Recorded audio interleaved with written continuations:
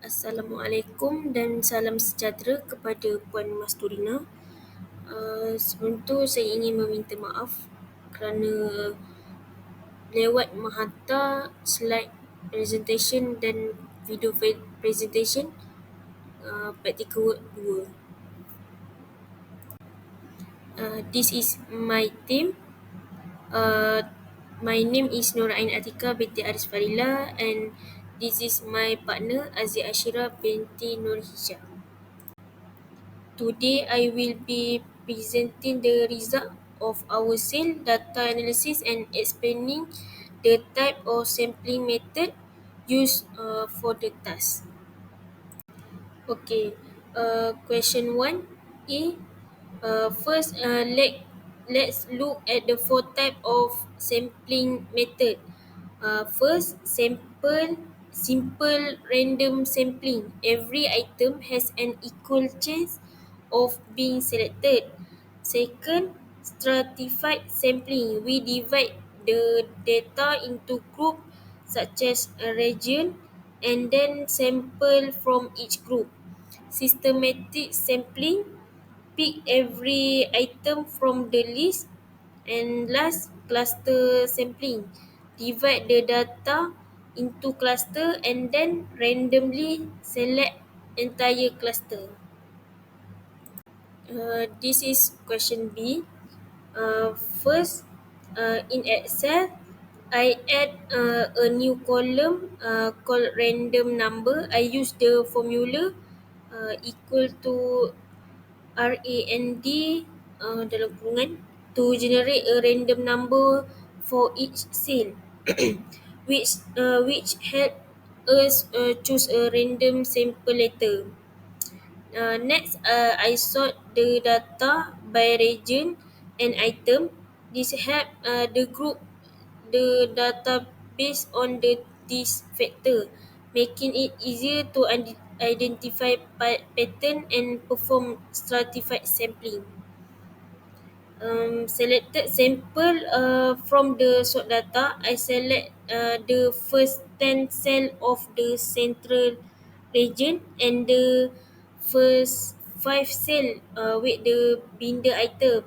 This sample were highlighted in green in Excel sheet for easy identification.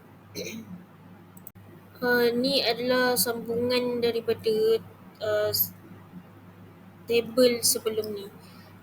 Then I filter the data to show only the East region, and I use a pivot table to find the cell representative with the most cell. The top performer was John, and he sold item like pencil, binder and pen set. Assalamualaikum dan selamat sejahtera. Saya Azia Ashira binti Nur Hijab. Hari ini saya akan terangkan jawapan untuk question 2 berkaitan dengan calculation 95% confident interval bagi gaji bulanan pekerja. Mula-mula sekali, saya ambil data gaji daripada 50 orang pekerja. Daripada data ni, saya dapat mean, yang kedua standard deviation dan margin of error. Mean yang kami dapat adalah RM123,466.56. Standard deviation kami dapat RM57,221.67. Dan daripada situ, kami kira the margin of error sebanyak RM15,861.04. Untuk question 2, B, kami guna formula mean plus minus margin of error. Jadi, kami ambil RM123,466.56 plus minus RM15,861.04. Hasilnya untuk soalan C, kami dapat lower limit dengan upper limit. So, lower limit dia kami dapat RM107,605.52. Dan upper limit kami dapat RM139,327.60.